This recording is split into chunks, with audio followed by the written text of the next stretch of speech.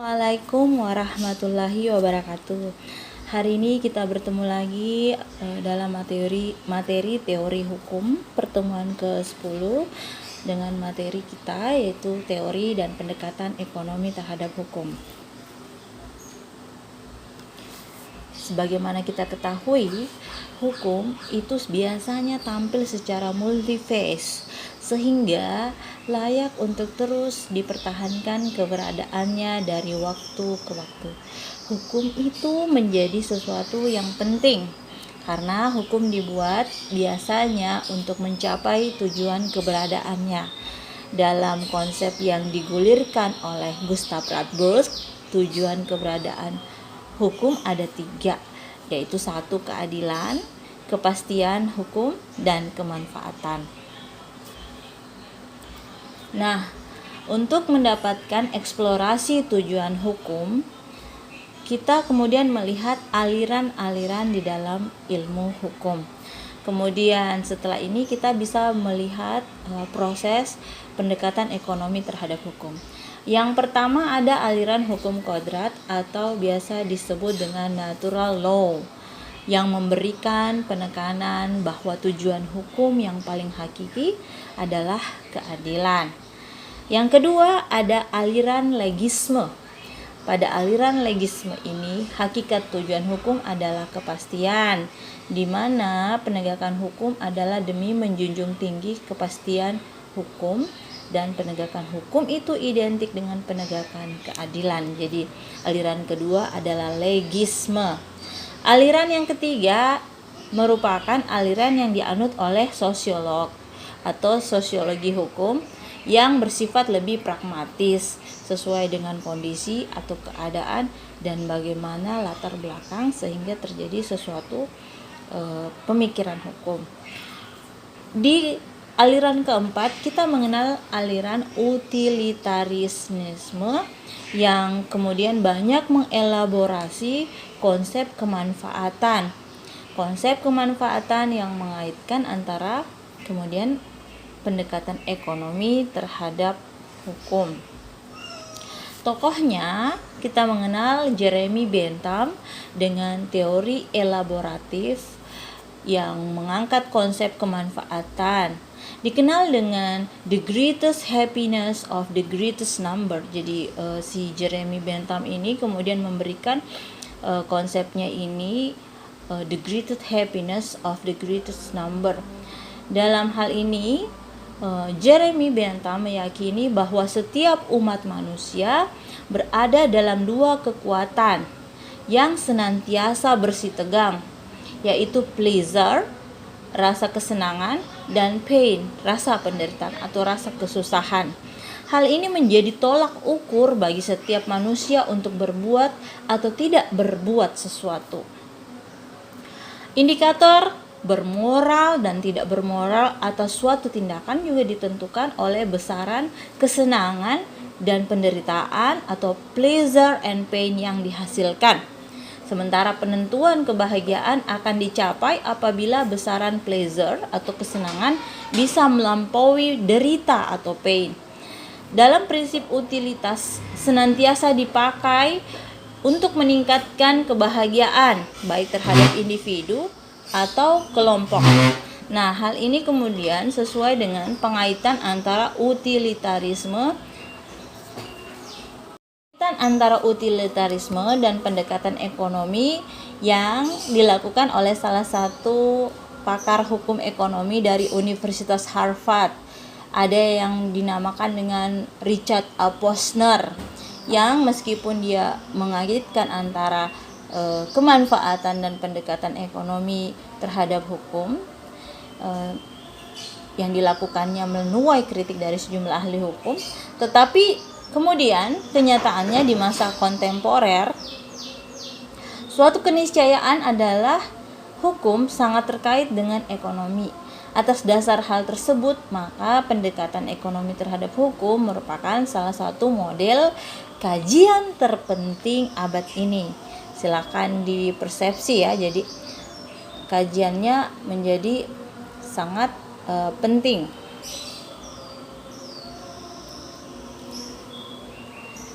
Kemudian dalam pendekatan ekonomi ada 3 model. Pendekatan ekonomi terhadap hukum ini ada 3 model yang bisa dilakukan. Yang pertama ada yang disebut dengan model deskriptif, yang kedua model eksplanatoris, dan yang ketiga model evaluatif. Ketika dijelaskan tentang model deskriptif, ini terjadi jika konsep-konsep dan prinsip-prinsip ekonomi dipakai untuk mendeskripsikan suatu aturan hukum yang telah ada. Kemudian tentang model kedua, yaitu model eksplanatoris, merupakan pendekatan yang menggunakan konsep-konsep dan prinsip-prinsip ekonomi untuk menjelaskan mengapa suatu masyarakat harus memiliki suatu aturan hukum tertentu. Yang ketiga ada model evaluatif. Dalam model evaluatif merupakan pendekatan yang menggunakan konsep-konsep dan prinsip-prinsip ekonomi sebagai kriteria penilaian sehingga dapat diputuskan fokus yang tepat dari beberapa pilihan aturan yang harus dipilih atau dipertahankan. Nah, 3 model tersebut kemudian memiliki prinsip rasionalitas yang diakomodasi dalam pendekatan ekonomi terhadap hukum. Mengapa prinsip rasionalitas? Secara umum, kita mengetahui bahwa perspektif ekonomi itu mengambil semua tindakan manusia yang akan berdasarkan pada prinsip rasionalitas atau masuk akal, tindakan yang masuk akal. Kemudian, pendekatan ekonomi terhadap hukum diyakini sebagai perhitungan atas dasar untung rugi dengan cara mengusahakan agar keseluruhan keuntungan atau benefit harus lebih besar daripada keseluruhan biaya atau cost. Oh, itu berlaku juga ya dalam hukum. Bisa saja, ini kan salah satu teori. Nah, kemudian setiap manusia akan mengusahakan agar keuntungan dapat dimaksimalkan setinggi mungkin, dan sebaliknya kerugian dapat ditekan seminimal mungkin. Ini mungkin biasa dilakukan oleh beberapa teman-teman yang melihat bahwa pola berhubungan baik pertemanan atau pola pembelajaran selalu menggunakan konsep ini, ya bisa saja. Nah, ini dilakukan terhadap teori hukum terhadap ekonomi. Kemudian Jeremy Bentham menguraikan bahwa konsep untung rugi dengan sebutan kesenangan pleasure dan penderitaan pain ini, menurutnya di sini kualitas atas kesenangan dan penderitaan pada prinsipnya sama saja bagi semua orang. Tetapi yang membedakan adalah kuantitas kesenangan dan penderitaan itu. Ingat, kualitas atas kesenangan dan kemudian kuantitas kesenangan dan penderitaan itu. Di sini ada perbedaannya. Kualitas yang perlu diukur, kuantitas dimaksudkan ada pada kemanfaatannya. Nah, ketika kita berbicara tentang prinsip rasionalitas ini, kita percaya bahwa prinsip tersebut pada umumnya merupakan common sense atau semua orang tahu. Ada lagi konsep yang kemudian dari Bentham ini melakukan pengembangan konsep yang disebut dengan the hedonistic calculus, yang mengukur bahwa sumber-sumber kesenangan dan penderitaan atau ketidaksenangan berdasarkan beberapa komponen, yaitu 1, intensitas atau intensity,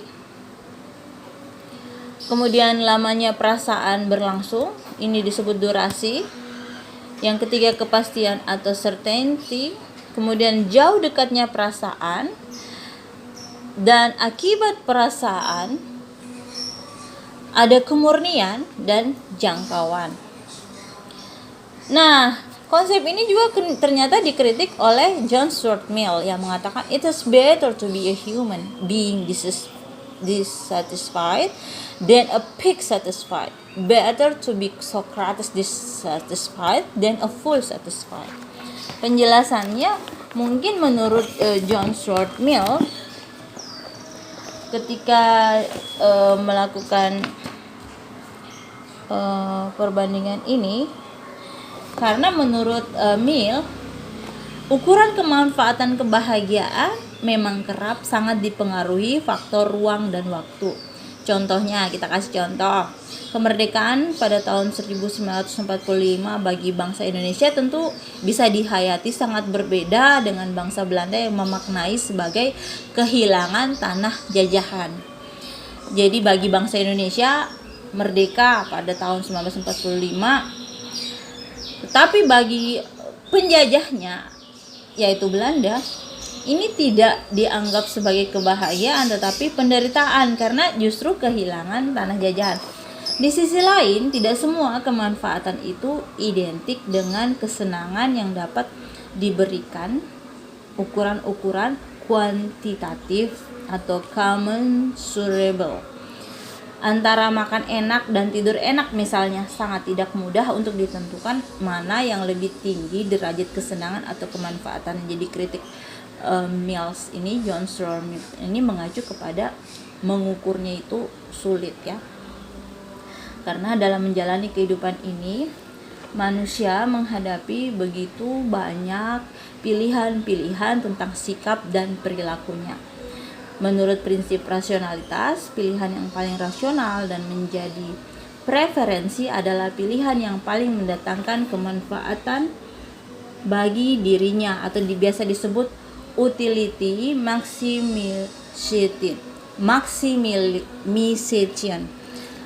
Kemanfaatan yang berguna bagi dirinya.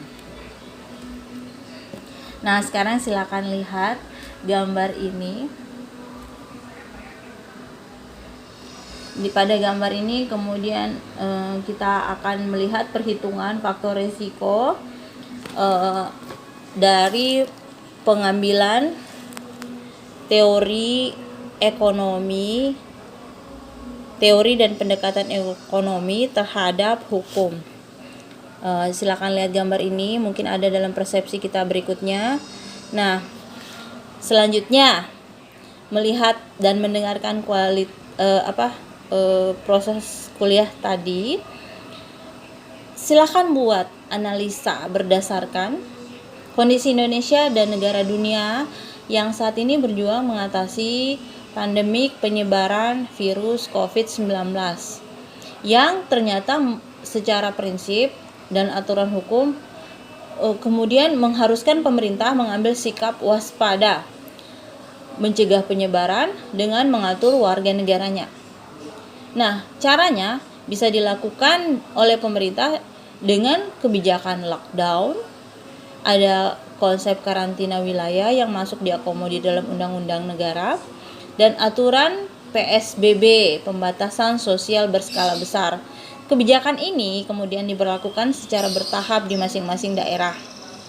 Karena kita ingat lagi ada konsep otonomi. Jadi dilihat dari tingkat kedaruratan yang terjadi di daerah tersebut dan kesiapan pemerintah daerah untuk melakukan PSBB. Meskipun secara natural atau secara alamiah Indonesia telah mengambil langkah pencegahan dengan pembatasan aktivitas sosial di ruang publik kurang lebih 3 bulan, efektifnya lebih di Maret, April, dan Mei 2020. Tapi setelah periode tersebut, Juni dan Juli, laju perekonomian yang mendapat impact kerugian terbesar bagi banyak kalangan yang melakukan aktivitas perekonomian mengharuskan aktivitas pemasaran atau terkait ekonomi dibuka kembali. Setelah menekan laju penyebaran virus dengan upaya preventif, lalu kemudian terjadi pelonggaran pembatasan sosial ini demi jalannya lagi roda perekonomian. Pertanyaan apa yang mau dianalisis? Silakan lihat. Bagaimana menurut pendapat saudara pendekatan yang mana yang mengakomodir kebijakan pemerintah tersebut? Tadi kan ada 3 pendekatan ya. 1 deskriptif, yang kedua eksplanatoris, dan yang ketiga evaluatif. Yang kedua, sejauh mana teori dan pendekatan ekonomi terhadap hukum yang rasional tersebut bisa membawa kemanfaatan. Nah, ini tujuan hukum yang ketiga selain keadilan dan kepastian. Terima kasih. Mohon maaf apabila ada kekurangan. Silahkan berikan tanggapan dan menganalisisnya. Wassalamualaikum warahmatullahi wabarakatuh.